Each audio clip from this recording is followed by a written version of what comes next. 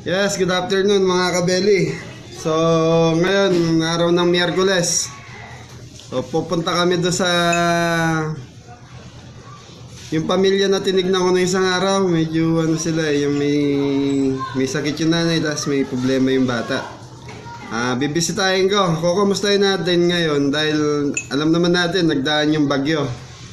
So, gusto ko lang silang tignan at makita. So,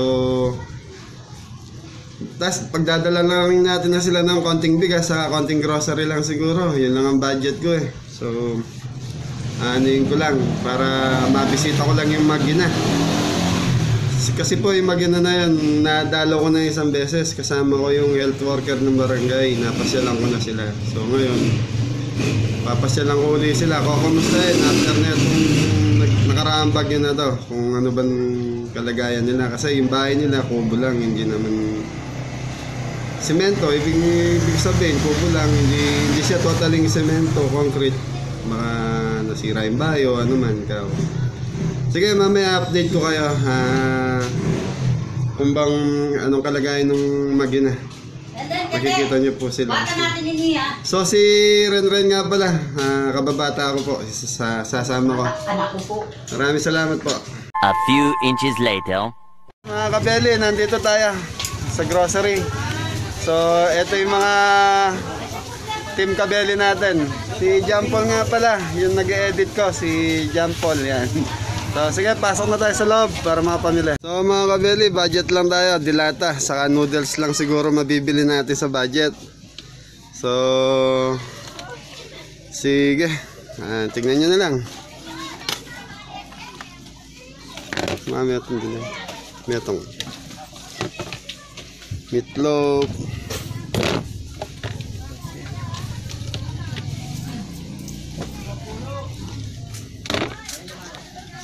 Ano pa? Si nanay. Nanay. Century. Okay na.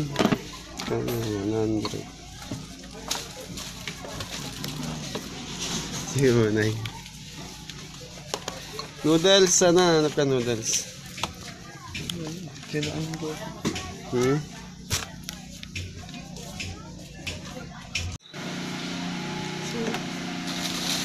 Yan. Kahit tigta 3 piraso lang para ano lang, madagdagan lang. Yan. Okay na siguro yan. Wala na tayong ko, ayan, Great Taste White para may kape din sa nanay yan. Okay, thank you. So magay ka nga John Paul. Yan, si John Paul, yun yung taga-edit natin. Dito siya nagtatrabaho. So sige, salamat. Tapos na tayo namili.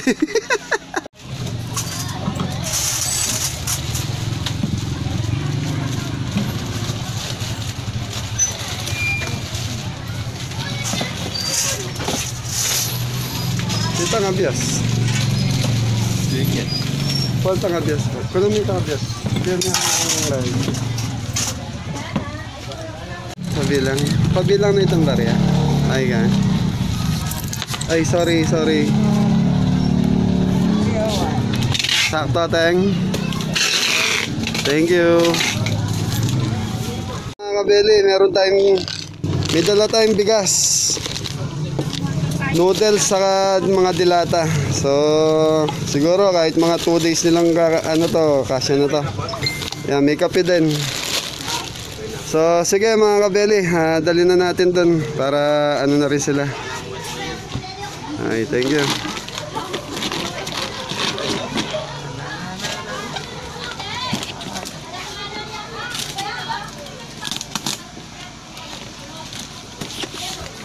Ay, salamat. Tita, thank you po. Thank you. Boy. Okay. Thank you.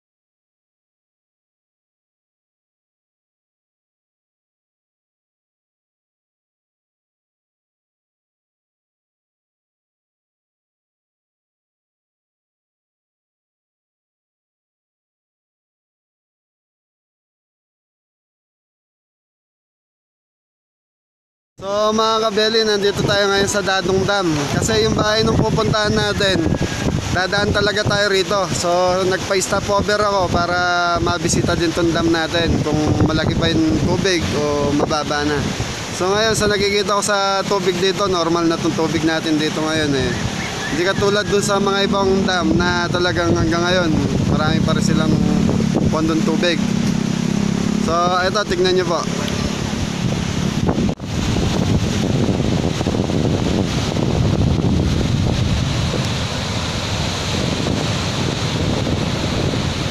So napapansin nyo mga kabeli, walang nanguhuli ng isda.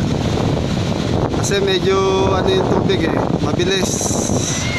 Saka hindi ganun kaano dahil nagpakawala din sila ng tubig dito eh. Walang mga isda. Eh yung mga bata natin oh. Ren! Hi! Yun. So yan mga kabeli, akyat tayo sa taas para makita natin yung level ng tubig.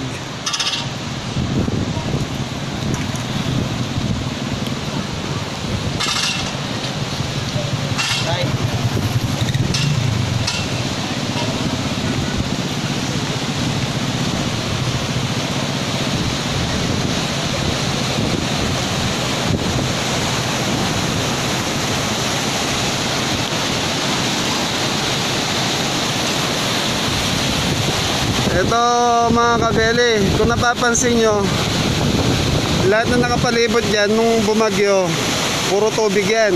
Humapaw din tong dam na to eh. So kaya nagpapakawala pa rin sila ng tubig. Pero at least kahit nga naka-recover na, naibalik na sa normal na level yung tubig ng dam.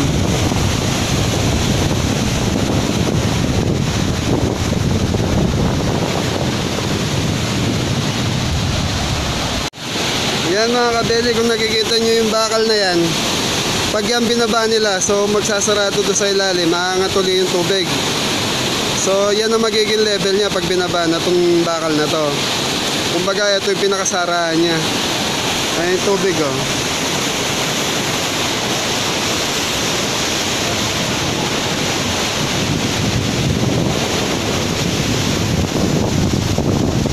So meron dito mga bikers oh. Sama natin. Mga kaibigan, meron tayong mga bike riders. Mga taga saan kayo, Brad? Angeles, boss. So dumayo sila dito sa Dadong Dam, galing sila ng Angeles, Pampanga. So ayan sila. Hello. Ayan. Alright, thank you, thank you.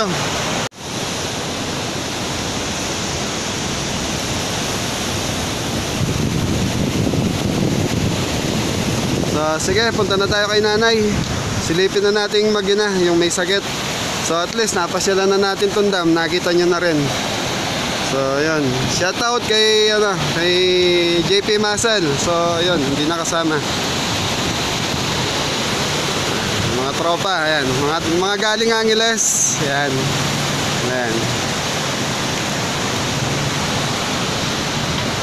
So mga kabeli, medyo liblib yung bahay ni nanay, medyo malayo-layo doon sa So eto, aakyat pa tayo ng konti doon bago marating yung bahay ng matanda.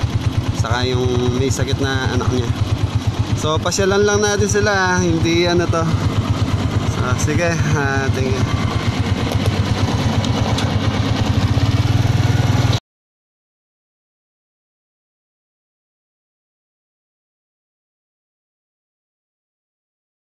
So mga kabeli, nandito na tayo. Nandito na, nakarating na rin tayo.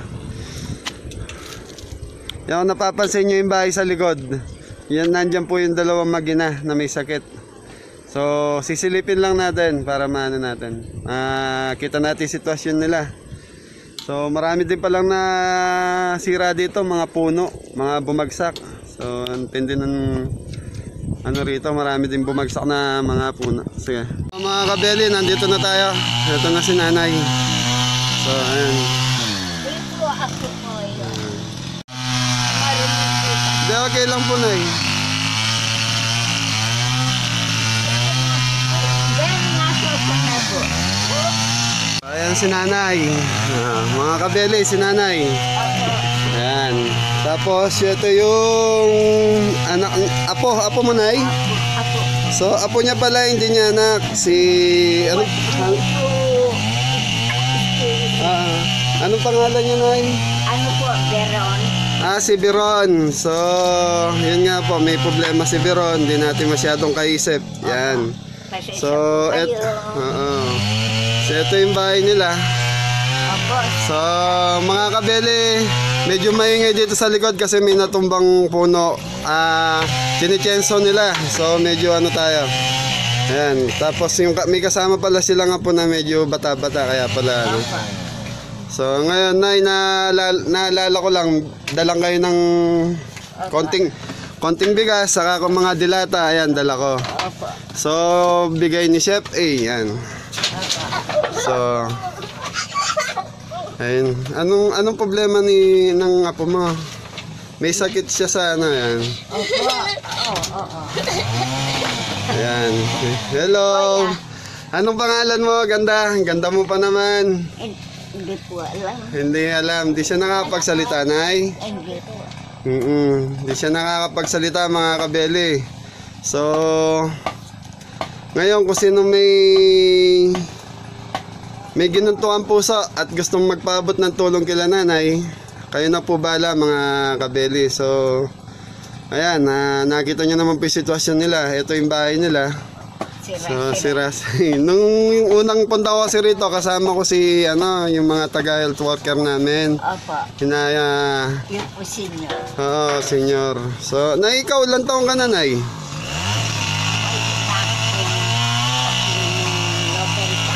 90. 90 years old si Nanay. May sakit din po kaya? Opo. May sakit. So, kailan? Gusto ko po sanang maging konting tulong para makalaya po sa doktor. Total po tinutulungan po ako. Ikaw, Opo. tulungan mo sana.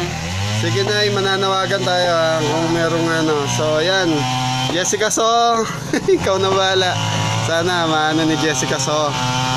So, ito yung pinakabahay nila. Dito sila natutulog. Sira. Banig. Ayun, wala silang banig. Tapos, paano kayo nung bagyo, Nay? Wala po kami. Hindi, nung bagyo. Unang yung kawon, ang ganito. Hindi, nung may bagyo, nung malakas yung bagyo, kamusta kaya? Po kami sa eskwelaan. Linipat kayo sa eskwelahan. Opo. Dinala kayo doon. Opo. Yung atikan. Kinuha kayo ni Kapitan. No? Opo. So, papasalamat tayo kay Kapitan Opo. Froilan Soriano. Kap, maraming salamat. Na-evacuate mo sila. So, ako naalala ko kasi kayo. Kasi nung pumunta ako dito, hindi pa bumabagyo. So, ngayon lang ako nakabalik ng Pampanga. So, pagdating ko rito, kayo nga ang pinasyalan ko. Opo. Salamat po sa inyo. Ayan po, mga kabeli, si Nanay, gusto humingi ng tulong sa inyo. Kayo na po balang sumuporta at magbigay ng konting ayuda sa kanila. So, ayun po si Veron, nandun sa likod natin. May sakit ko po. Magkano ko po ng tulong sa inyo. Ayan. Kahit na konting pera lang po. Tulong daw, tulong. Mga kabeli, humingi ng tulong si Nanay, pambiling gamot o ano man. Ayan. So Nanay, ito ipopost ko po sa YouTube ngayon. Kung sino yung makapanood at gusto magpaabot ng tulong sa inyo, ako mismo ihatid ko sa inyo. Opo. So etong dala namin, ano po yan, konting grocery lang po. At least may magagamit kayo ng pangilang araw siguro, o 2 o 3 araw, yun lang ang kinaya natin. So, ingat kayo, Naya. Opo. Salamat po sa inyo. So, mga kabeli, si Nanay po may sakit. Opo. May sakit po ako. Tapos yung si Veron, na yun nga po, nasa likod. Wala daw pong, medyo may diferensya sa pag-iisip, Nay. Ayan nga po. Basta ito, mga kabeli, itong post ko to, nagpaalam ako sa pamilya nila bago ko binidyo, lahat-lahat, para maging formal at walang problema. So, sige mga kabeli, hanggang dito na lang po yung video ko. Tatapusin ko na, medyo, naiiyak na tayo. Nanay, basta't babalik ako, meron man dumating na sponsor sa inyo, may dumating o wala, magdadala pa rin ako ng konti. Kahit konti lang, nakakapagdala ako sa inyo. Maraming salamat po. Okay.